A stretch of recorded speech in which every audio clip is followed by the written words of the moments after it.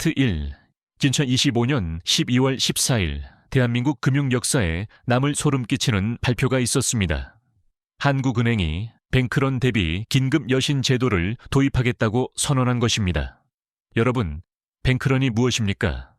은행이 망할까봐 두려운 사람들이 한꺼번에 몰려가 내 돈을 내놓으라고. 아우성치는 금융 시스템의 가장 최악의 악몽입니다. 그런데 정말 기괴한 일이 벌어집니다. 이 발표가 있기 불과 6일 전인 12월 8일 한국은행은 정반대의 행동을 했습니다. 무려 1조 5천억 원이라는 막대한 현금을 시장에 풀겠다고 발표했죠. 한 손으로는 은행이 망할 수도 있으니 대비하라며 경고를 날리고 다른 한 손으로는 돈이 없으니 가져다 쓰라며 돈을 뿌리고 있는 겁니다. 도대체 대한민국 중앙은행은 왜 이런 모순된 이중 플레이를 하고 있는 걸까요? 오늘 영상은 뉴스에서는 절대 말해주지 않는 지금 우리 발밑에서 벌어지고 있는 금융 붕괴의 징조를 추적합니다. 이 미스터리를 풀기 위한 첫 번째 열쇠는 바로 RP 매입이라는 단어에 있습니다. 경제 뉴스가 어렵게 느껴지시는 분들을 위해 아주 쉽게 설명해 드리겠습니다. RP 매입은 한마디로 전당포 대출이자 카드 돌려막기입니다. 상상해 보십시오. 빚에 쪼들리는 한 아들이 아버지에게 찾아갑니다.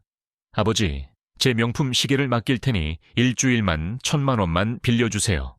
다음 주에 이자 쳐서 갚고 시계 찾아갈게요. 아버지는 돈을 빌려줍니다. 그런데 일주일 뒤 아들은 돈을 갚기는커녕 이렇게 말합니다. 못 갚겠어요. 200만 원만 더 빌려주시면 안 돼요. 아버지는 울며 겨자 먹기로 또 돈을 줍니다. 이게 반복되면 어떻게 될까요? 장부상으로는 일주일짜리 단기 대출이지만 실제로는 영원히 갚지 못할 악성 부채가 눈덩이처럼 불어나는 겁니다. 지금 한국은행이 하고 있는 짓이 정확히 이렇습니다. 데이터를 보시죠. 2025년 1분기 한국은행의 RP 잔액은 0.5조 원이었습니다. 그런데 2분기 2조 원, 3분기 4.5조 원, 그리고 3분기 현재 무려 6.5조 원까지 폭증했습니다. 불과 8개월 만에 13배가 늘어났습니다. 이건 정상적인 유동성 공급이 아닙니다. 금융권이 숨을 헐떡이며 산소호흡기를 떼지 말라고 애원하고 있는 상황인 겁니다. 더 무서운 건 통화승수라는 괴물입니다. 한국은행이 1조 원을 찍어내면 그 돈은 은행과 은행을 돌며 약 14배로 뻥튀기 됩니다. RP 잔액 6.5조 원의 통화승수 입사를 곱해볼까요? 11조 원입니다. 여기에 12월 8일 발표한 국채 단순 매입 1.5조 원의 파급 효과 21조 원을 더하면 무려 112조 원입니다. 보수적으로 잡아도 지금 시중에는 80조 원 이상의 돈이 강제로 주입됐습니다. 강남 아파트 단지 전체를 통째로 살 수 있는 천문학적인 돈이 풀린 겁니다.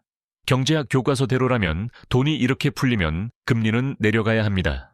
돈이 흔해지니까요. 부동산과 주식도 폭등해야 합니다. 그런데 지금 시장은 어떻습니까?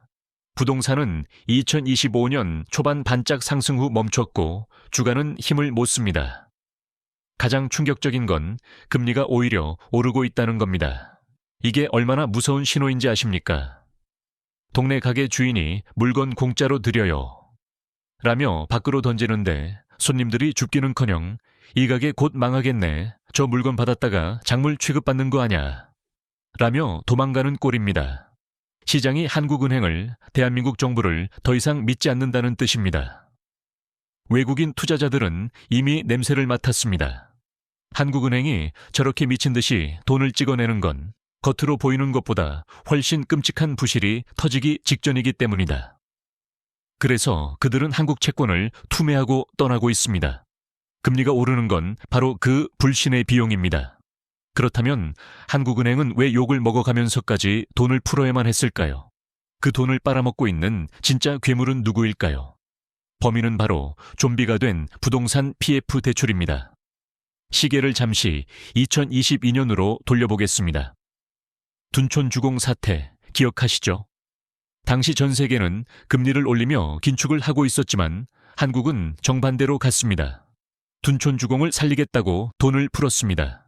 암 1기 판정을 받은 환자에게 수술 대신 진통제를 쥐어주며 괜찮아. 집에 가서 쉬어 라고 돌려보낸 꼴이었습니다. 그로부터 3년이 지난 지금 2025년 12월 그 암세포는 전신으로 전이되었습니다.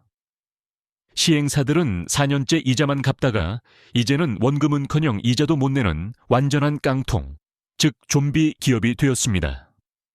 지금 한국은행이 쏟아붓는 80조 원, 100조 원의 유동성은 생산적인 곳으로 가는 게 아닙니다. 이 좀비 기업들이 연명하는 데 필요한 산소호흡기 유지 비용으로 전부 타버리고 있는 겁니다. 미국은 2008년 금융위기 때 부실 은행을 파산시키며 썩은 살을 도려냈습니다. 뼈를 깎는 고통이었지만 결국 살아났죠. 하지만 한국은 모든 걸 살리려다 아무것도 못 살리는 길로 들어섰습니다. 구조 조정에 골든타임을 놓친 대가는 혹독합니다. 이제 정부와 한국은행은 막다른 골목에 몰렸습니다. 돈을 더 풀자니 물가와 환율이 미쳐 날뛰고 돈줄을 죄자니 PF 대출이 연쇄 폭발하며 건설사와 제2금융권이 줄도산할 위기입니다. 그래서 나온 발표가 바로 뱅크런 대비 긴급 여신 제도입니다. 겉으로는 국민 여러분 안심하세요. 소방호스 점검하는 겁니다. 라고 말하지만 속뜻은 이것입니다. 곧 큰 불이 날 겁니다. 우리도 못 막을 수 있습니다. 시장은 이미 반응하고 있습니다. 하지만 이건 시작에 불과합니다. 이 유동성 위기를 막기 위해 정부는 여러분의 가장 소중한 자산, 바로 국민연금에 손을 대기 시작했습니다. 다음 파트에서는 여러분의 노후 자금이 어떻게 환율 방어의 총알바디로 쓰이고 있는지 그 충격적인 실태를 낱낱이 파헤치겠습니다. 파트 2, 파트 1에서 우리는 한국은행이 부동산 PF라는 좀비 기업을 살리기 위해 미친 듯이 돈을 찍어내고 있다는 사실을 확인했습니다. 그렇다면 여기서 필연적으로 발생하는 문제가 있습니다. 시중에 원화가 넘쳐나면 돈의 가치는 떨어지고 반대로 달러 환율은 폭등하게 됩니다. 정부 입장에서 환율 폭등은 곧 물가 폭등이자 정권의 위기입니다. 이 불을 끄려면 막대한 달러가 필요합니다. 그런데 정부의 외환 금고가 비어 있다면 정부는 결국 절대 건드려서는 안 될 성격에 손을 뻗게 됩니다. 바로 여러분의 노후 자금, 국민연금입니다. 지금부터 들려드릴 이야기는 단순한 경제정책 비판이 아닙니다. 정부가 환율 방어라는 명목해 여러분의 노후를 어떻게 소리 없이 녹여버리고 있는지에 대한 침묵의 약탈에 관한 보고서입니다. 최근 뉴스를 보면 국민연금이 일을 아주 잘하고 있는 것처럼 보입니다. 2024년 수익률 15% 사상 최대 이익 달성. 표면적으로는 축제 분위기입니다. 하지만 이 숫자의 이면을 들여다보면 섬뜩한 진실이 숨어 있습니다. 15% 수익의 원천은 국민연금의 투자 실력이 좋아서가 아닙니다. 두 가지 운 때문이었습니다. 첫째, 미국 주식시장이 역사적인 폭등을 했습니다. 엔비디아, 테슬라 같은 주식을 그냥 들고만 있어도 돈이 벌렸습니다. 둘째, 바로 환율 상승입니다. 이게 핵심입니다. 국민연금은 해외에 투자를 많이 합니다. 달러 가치가 오르면, 환율이 오르면 가만히 있어도 원화로 환산한 내 연금 자산은 불어납니다. 2024년 수익률의 상당 부분은 바로 원화 가치가 폭락해서 생긴 환차익이었습니다. 연금 입장에서 환율 상승은 자산을 불릴 절호의 기회입니다. 그런데 정부는 지금 정확히 이 이익 구간을 강제로 잘라내고 있습니다. 정부는 최근 국민연금과의 외환 스와프를 2026년 말까지 연장하고 한도를 650억 달러까지 늘렸습니다. 2022년 100억 달러로 시작했던 것이 불과 3년 만에 6.5배나 폭증했습니다. 도대체 이게 무슨 뜻일까요? 쉽게 비유해 보겠습니다. 여러분이 퇴직금 1억 원을 모아둔 통장이 있습니다. 그런데 빚쟁이에게 쫓기는 친구 정부가 찾아옵니다. 나 당장 갚을 달러가 없어서 그런데 내 퇴직금 통장에 있는 달러 좀 빌려줘. 내가 나중에 원화로 갚을게. 여러분은 찜찜하지만 빌려줍니다. 그런데 친구가 이 돈을 가지고 뭘 하느냐? 자기 빚을 갚는 데 씁니다. 문제는 이 과정에서 여러분이 달러를 가지고 있었다면 얻을 수 있었던 환율 상승에 따른 이익을 친구가 빚 갚는 데 다 써버린다는 겁니다. 더 악질적인 것은 전략적 환해지라는 전문 용어로 포장된 독소 조항입니다.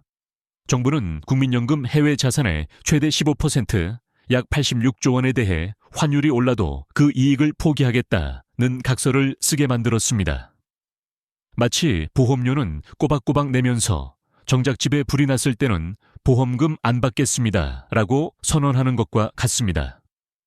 환율이 오를 때 국민연금 곳간에 쌓여야 할 돈이 정부의 환율 방어 비용으로 허공에 증발하고 있는 것입니다. 다른 나라는 어떨까요? 세계 1위 국부펀드를 가진 노르웨이를 보십시오. 노르웨이 정부는 단 한 번도 연기금을 환율 방어에 동원한 적이 없습니다. 그들의 원칙은 확고합니다. 연기금은 우리 세대의 쌈짓돈이 아니라 미래 세대를 위한 유산이다. 전쟁이 나도 경제 위기가 와도 연기금에는 손대지 않습니다. 반면 한국은 어떻습니까? 국민 생활 안정이라는 모호한 명분을 앞세워 미래 세대의 자산을 당장의 환율 방어용 땔감으로 태우고 있습니다. 일본도 과거 아베노믹스 시절 연기금을 환율 조작에 동원했다가 IMF로부터 효과도 없고 돈만 날렸다는 조롱 섞인 경고를 받았습니다. 우리는 지금 실패가 증명된 그 길을 3배 더 빠른 속도로 질주하고 있습니다. 그렇다면 구체적으로 내 돈이 얼마나 사라지는 걸까요? 계산기를 두드려 보겠습니다. 이 수치는 여러분의 뼈를 때릴 것입니다. 정부가 환해지 비율을 높여 환차익을 포기하게 만든 결과 환율이 단 20원만 올라도 연간 약 1조 7천억 원의 기회비용이 날아갑니다. 조 단위라 감이 안 오신다고요? 4인 가족 기준으로 1년에 60만 원입니다. 당장 내 지갑에서 60만 원을 뺏어가면 화를 내시겠죠. 그런데 연금에서 빠져나가니 모르고 계신 겁니다. 진짜 공포는 복리의 마법이 복리의 저주로 바뀔 때입니다. 지금 날린 1조 7천억 원이 30년 동안 굴러갔다면 만들었을 수익을 계산해 보십시오.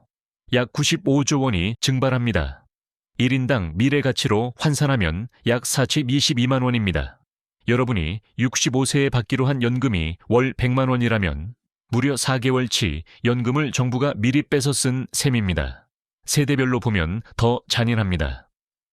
30대 여러분은 앞으로 35년 넘게 이 손실을 복리로 두들겨 맞습니다. 1인당 손실액은 600만 원을 넘어갑니다. 40대 여러분, 가장으로서의 무게도 벅찬데 노후자금 400만 원이 삭제되었습니다. 50대 여러분, 연금 받을 날이 코앞인데 연금 고갈 시점이 2055년에서 2050년으로 5년이나 앞당겨집니다. 받다가 끊길 수 있다는 뜻입니다. 정부는 말합니다. 환율이 오르면 나라가 망하니 어쩔 수 없다. 거짓말입니다.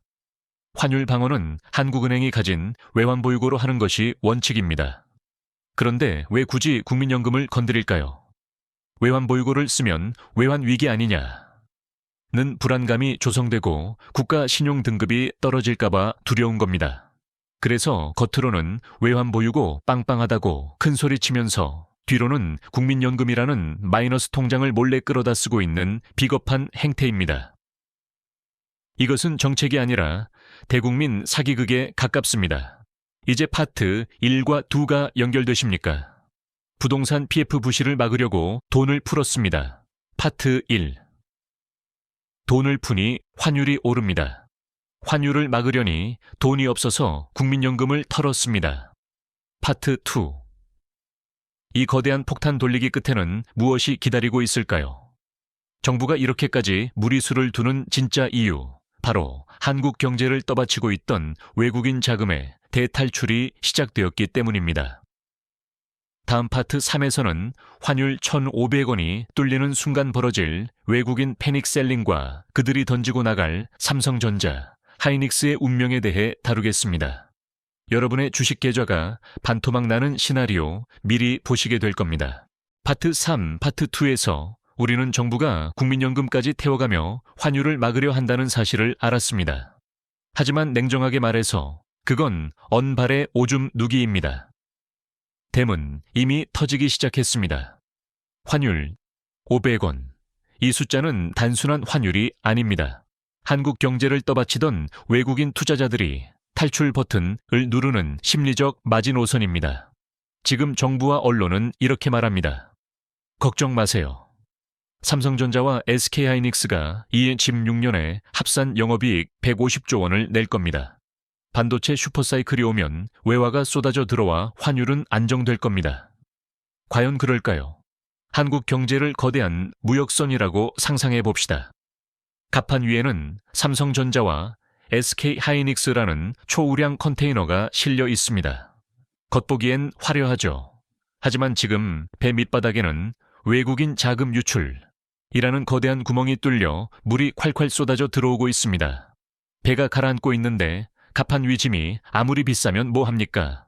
함께 수장될 뿐입니다. 외국인이 왜 한국을 떠나는지 그들의 계산기를 훔쳐보겠습니다. 이 논리를 모르면 여러분은 애국개미가 되어 총알바디로 전락합니다. 미국의 펀드 매니저 존이 있다고 칩시다. 환율 1,300원일 때 삼성전자에 1억 원을 투자했습니다. 달러로는 약 7만 7천 달러입니다. 1년 뒤 삼성전자 주가가 20%나 폭등해서 1억 2천만 원이 됐습니다. 대박이죠? 한국 투자자라면 춤을 췄을 겁니다. 하지만 환율이 1,500원으로 올랐다면 존의 상황은 어떨까요? 1억 2천만 원을 달러로 바꾸니 8만 달러입니다. 수익률이 겨우 4%입니다.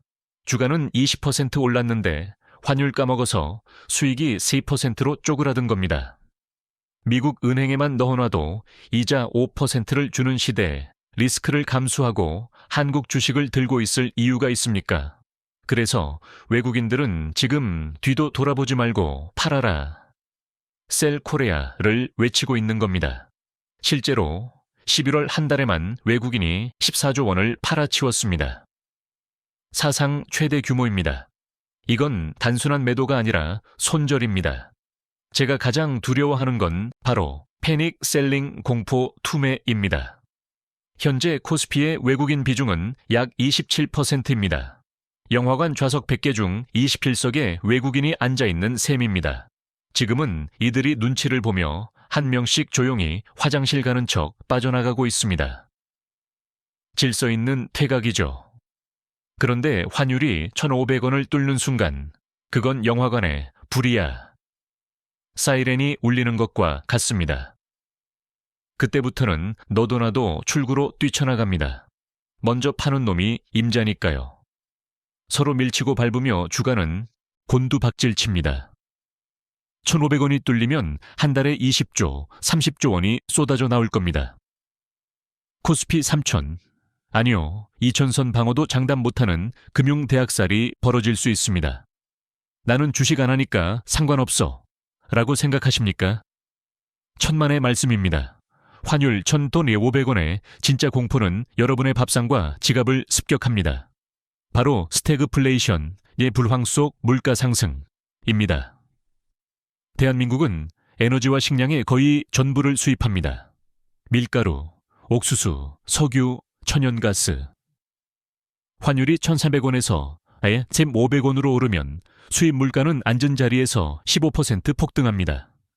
월급 300만 원 받는 직장인을 예로 들어보겠습니다. 식비 80만 원, 기름값 20만 원, 난방비 10만 원 쓰던 가정이 있습니다. 환율 폭등으로 이 비용들이 일제히 15%를 20% 오릅니다. 월급은 그대로인데 숨만 쉬어도 나가는 돈이 20만 원 더 늘어납니다. 그럼 어떻게 합니까? 외식을 끊고 옷을 안 사고 여행을 취소합니다. 소비가 얼어붙으면 누가 죽습니까? 자영업자 그리고 내수 기업들입니다. CJ제일제당, 이마트 같은 기업들의 매출이 곤두박질치고 구조조정을 시작합니다. 내 일자리가 위태로워지는 겁니다. 주식시장은 박살나고 물가는 미친 듯이 오르고 일자리는 사라지는 상황. 이게 바로 환율 1,500원이 가져올 퍼펙트 스톰입니다. 하지만 절망만 하고 있을 시간은 없습니다. 배가 침몰한다고 해서 모두가 죽는 건 아닙니다. 구명정에 먼저 타는 사람은 살 수 있습니다. 아니, 오히려 이 위기를 이용해 불을 거머쥐는 사람들도 있습니다. IMF 때 달러를 샀던 사람들처럼 말이죠. 이제 마지막 파트입니다. 2026년 이후 펼쳐질 두 가지 미래 시나리오와 지금 당장 여러분이 체크해야 할 5가지 생존 계기판, 그리고 구체적인 행동 강령을 공개하겠습니다. 다음 파트는 반드시 메모하며 들으셔야 합니다. 파트 C. 자, 이제 결론입니다. 우리는 지금 갈림길에 서 있습니다. 2026년과 2027년 대한민국 경제에는 두 가지 시나리오가 기다리고 있습니다. 여러분이 이 시나리오를 미리 알고 있느냐 모르느냐가 여러분 자산의 생사를 가를 것입니다. 첫 번째 시나리오, 지옥행 급행 열차입니다. 정부가 지금처럼 구조조정을 미루고 폭탄 돌리기를 계속하는 경우입니다. 2026년 상반기 국민연금이 총알바디로 투입되어 채권을 사주면 잠시 평화가 온 것처럼 보일 겁니다. 사람들은 거봐, 별일 없잖아 하며 안심하겠죠. 하지만 2026년 하반기 연금의 총알이 다 떨어지면 진짜 재앙이 시작됩니다. 환율은 1,500원을 넘어 1,700원까지 치솟고 2027년에는 은행들이 자본 잠식에 빠지며 한국판 실리콘밸리 은행 파산 사태가 터질 수 있습니다. 이때는 여러분의 자산 30%가 앉은 자리에서 증발합니다. 두 번째 시나리오, 고통스러운 수술입니다. 지금 당장 썩은 부위를 도려내는 겁니다. 2026년 상반기 좀비 건설사들이 무너지고 부동산 가격이 10.15% 급락할 겁니다. 끔찍하겠죠. 비명이 터져 나올 겁니다. 하지만 이 고통을 견디면 2026년 하반기부터 외국인이 돌아옵니다. 한국이 드디어 정신 차렸구나 라며 신뢰를 회복하는 거죠. 환율은 1,400원대로 안정되고 경제는 2027년부터 정상 궤도에 오릅니다. 어떤 시나리오로 갈지는 정부의 선택입니다. 하지만 여러분은 정부의 선택만 바라보고 있어서는 안 됩니다.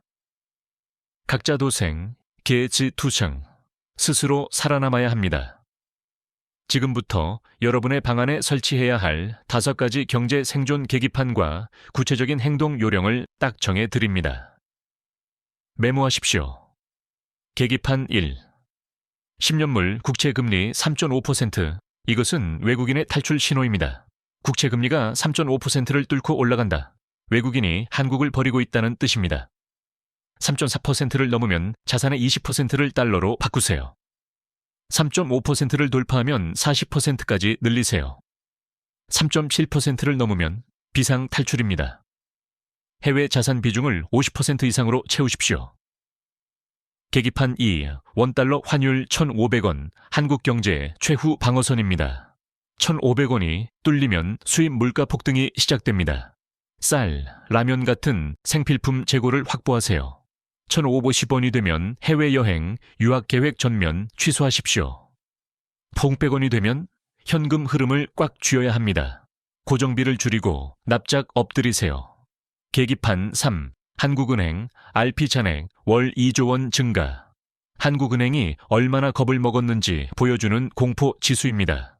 월간 증가액이 2조 원을 넘으면 금융시장 발작 신호입니다. 3조 원 이상 늘어나면 부동산 매도 타이밍을 심각하게 고민해야 합니다.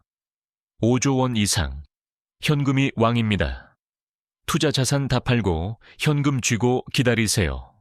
헐값에 주워 담을 기회가 옵니다. 계기판 C. 외환 스와프 한도 700억 달러.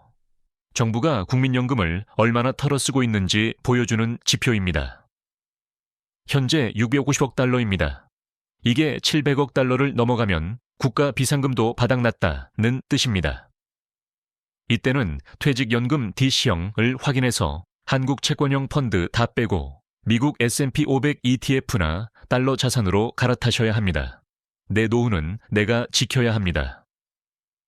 계기판 OPO, 뱅크런의 전조들 가장 치명적인 마지막 경고입니다.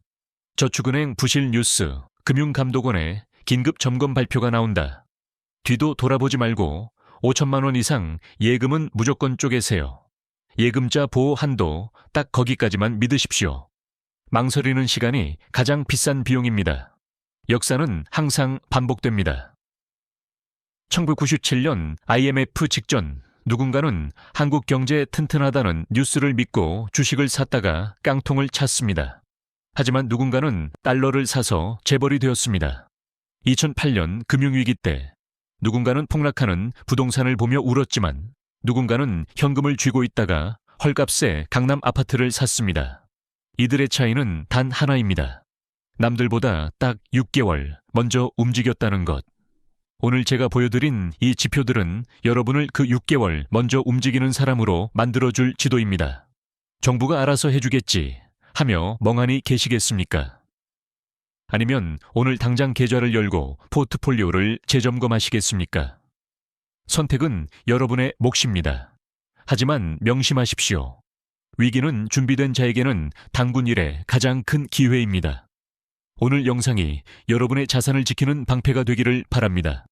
내용이 도움이 되셨다면 구독과 좋아요, 그리고 알림 설정까지 부탁드립니다. 감사합니다.